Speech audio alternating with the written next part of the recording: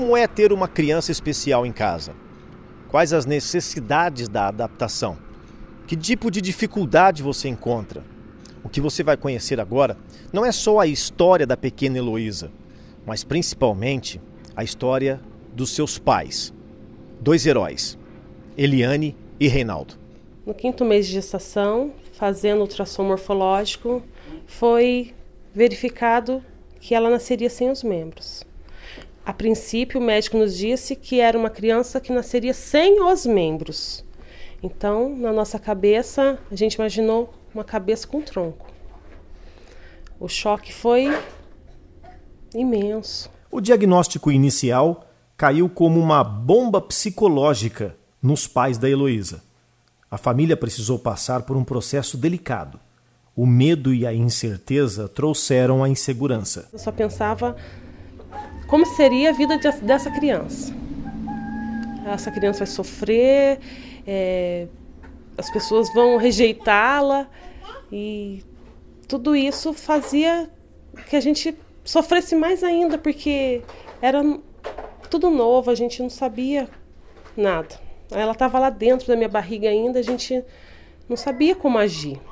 Mas com orientação profissional adequada, Elaine e Reinaldo deram início ao vitorioso processo de adaptação familiar e alcançaram superação. E aquele médico em Mojimirim foi tão humano com a gente, sabe? Ele foi tão diferente do outro que jogou a bomba na gente, assim, tão sem nem pensar nas consequências que isso poderia ter. E ele falou, não, né? Ela vai ter os antebraços. Aí ele falou como ela nasceria certinho pra gente. Foram 4 meses de preparação e no dia do nascimento dela, a gente foi feliz pro hospital. Apesar dos rápidos alívios, a família entrava num processo de constante necessidade de superação. Infelizmente, também no dia do parto, a gente teve outra notícia dolorosa, que era a malformação do intestino dela. Que ela teria que passar por cirurgia o mais rápido possível. Ela não poderia receber alimentação nenhuma, porque poderia estourar lá o intestino dela por dentro, porque até então eles acreditavam que não tinha um reto. E ela já foi para Campinas, foi feita a colostomia. Meu esposo foi com ela para Campinas, ficou lá até eu ter alta. Eu tive alta da Santa Casa, já fui para Campinas.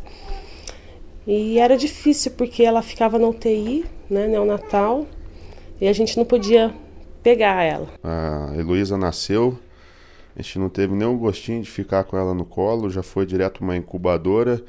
E assim, de imediato, a equipe médica já começou a contatar hospitais em Campinas para o caso dela, para tratar do intestino dela, porque em Mogi Guaçu não tem especialista, né?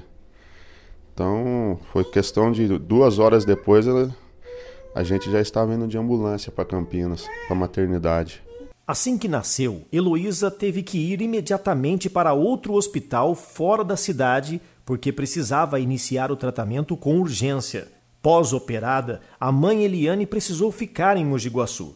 A solução, então, foi enviar a recém-nascida junto com o pai. O primeiro contato foi comigo, né? Então, desde quando ela nasceu, foi eu que fiquei do lado dela, até a mãe poder se deslocar para Campinas. De início, foi bem difícil, complicado, mas depois você vai buscando força, né? Você vai se adaptando. Pro pai é mais fácil, né? Pra mãe é bem mais complicado pra mãe. A luta de cuidados especiais com a bebê estava apenas no início. Além de mãe, Eliane precisou se tornar uma enfermeira. Eu, com 33 anos de idade, na época, nunca tinha ouvido falar em colostomia. 1 mês depois, eu comecei o processo de dilatações com vela. Foi um processo difícil no sentido que é doloroso.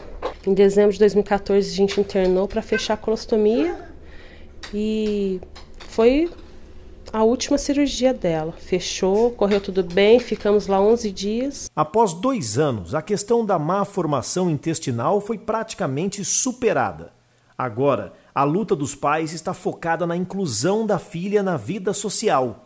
Heloísa precisa de próteses para os braços e as pernas. A fabricação desse material é muito cara. E não é só isso, também precisa de manutenção. As próteses vão ajudar, sim, muito a Heloísa a ter uma qualidade de vida melhor.